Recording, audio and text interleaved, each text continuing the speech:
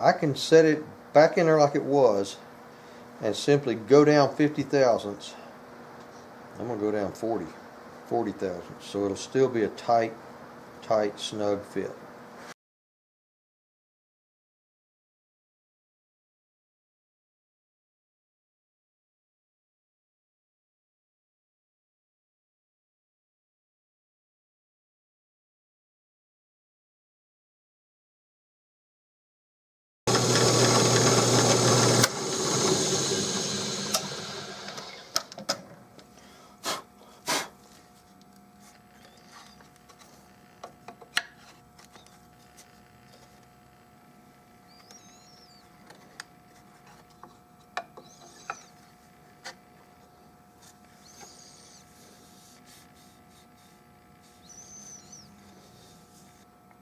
I found out this morning that this is a parts gun, that all these parts and pieces were kind of put together and made into a gun, and they don't all exactly match and fit up with each other.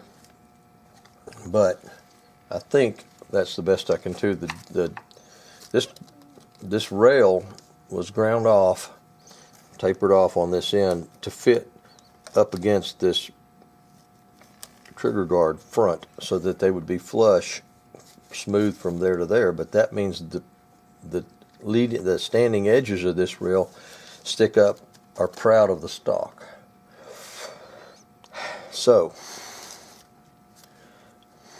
given what I've got,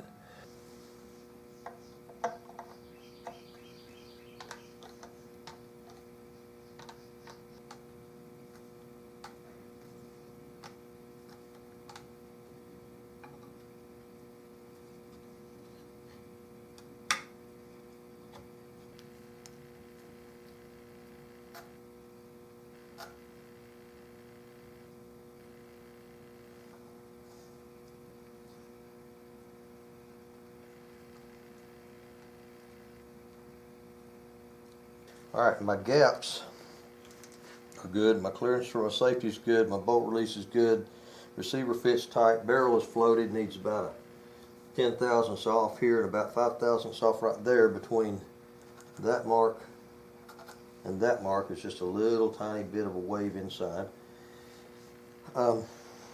Here's the real test. If this trigger guard is pulled up against that trigger group, and if my dimensions that I wrote down here on this paper are good. Before, with the stock not in place, just bolted to itself, I had 4.037 with the stock not in place. And that's what my goal is to have it as if the stock weren't there, with the metal just bolted straight to itself. I have 4.06, which is 23 thousandths. Could go 23 thousandths smaller this way. It could. On the back. On the front, I can't get to the front because I've got wood sticking up proud of this trigger guard. It needs to be 2.746, and that, I got 20 thousandths of wood right there. Really close. 4.06. And it needs to be 4.037. So you're talking 23 thousandths. I need to drop it 23 here and nothing there, which means I got to put it out of level, which I can do that. If it's worth fooling with. I can't imagine that could make that much difference on how this gun shoots. It's got a barrel the size of an axe handle with a 22 caliber hole in the middle of it. I don't see how in the world that could have an effect on the shooting ability of this gun. But just for the sake of sleeping with myself, I think I'm going to chuck it back up. Take that out of there.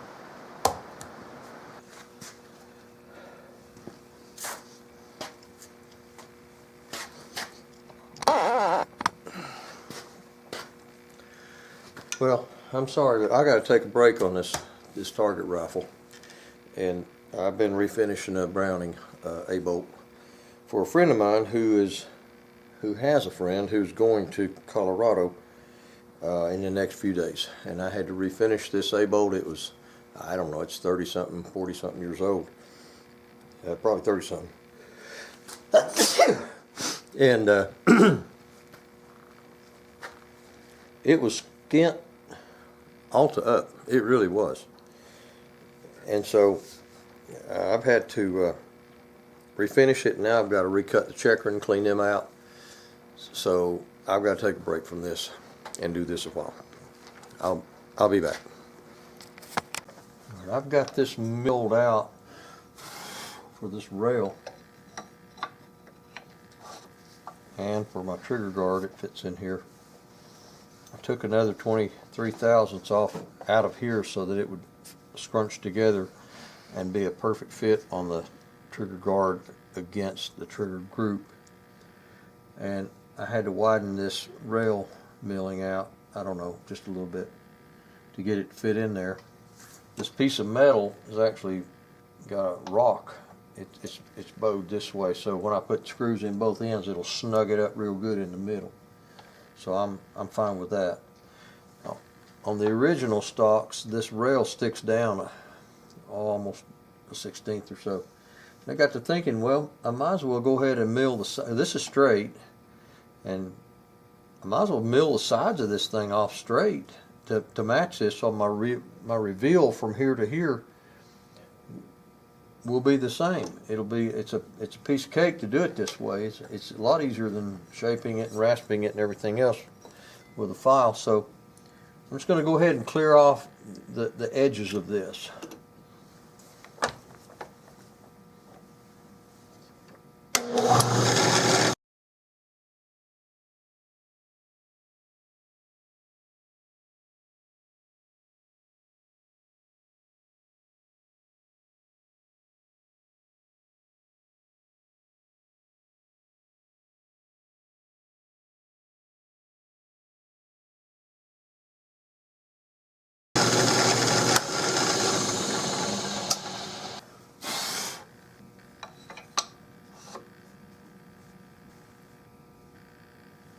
What I've got to do is fine tune this barrel bed. You can see the clearance I have. It's about, I don't know, 35, 40 thousandths where my fingernail is. See that pencil mark? Between that pencil mark and that pencil mark, it's tight. You can see that the gap I have here, I don't have that much gap right there. And I've actually taken a pencil and made a mark down through there. From there to there,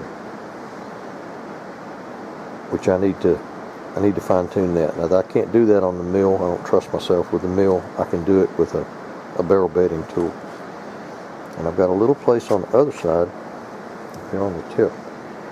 From that pencil mark forward, this barrel channel, which has got about 40 thousandths down through here, it dips, it goes, it just turns in right from there to the end.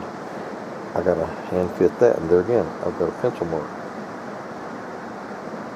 Camera won't focus on it.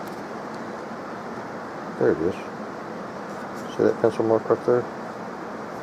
Well, I'm going to fine tune that. I've also got to deepen this thing. It's a little, the clearance is pretty good. Camera. The clearance is not bad around the sides, but right on the very bottom right here, it's too tight. So I've got to deepen it. I think it's just about the last, I don't know, 4 inches or so that's got to be deepened. But I've got to deepen that and let this barrel completely free float. And that's my next step. And then I will bed it.